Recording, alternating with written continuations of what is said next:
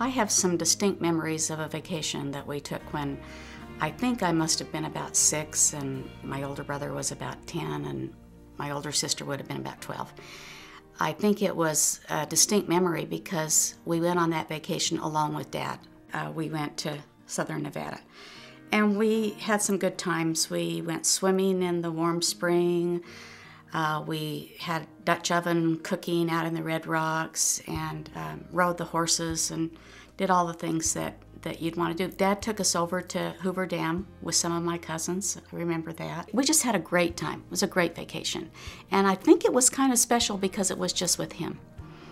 But the thing I remember most from that vacation is a little side trip we took. We drove out to Mountain Meadow Massacre site and went down a little dirt path until we came to a little rock cairn. So we sat down on the rock wall and Dad told us the story of the Mountain Meadow Massacre. I don't remember him being angry or saying anything about blaming anybody, or he just told this tragic story. I had never heard that story before. And he told it very simply. Didn't know a lot about it, no details about whose fault it was, what led up to it.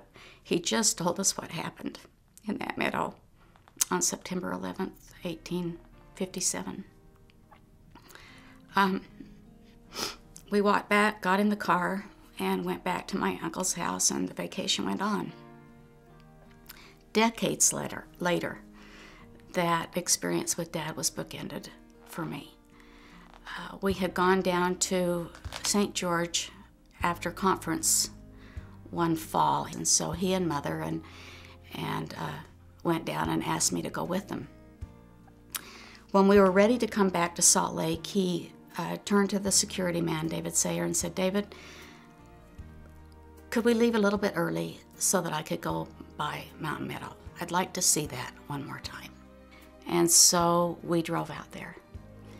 It was a drizzly, rainy morning, very gray, matching the mood of that place.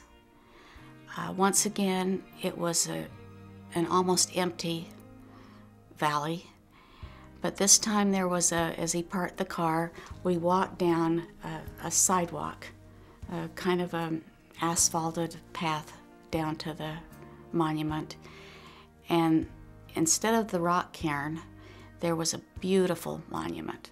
I had not seen it. Dad had dedicated it on September 11th, the anniversary of the massacre, September 11th, 1999.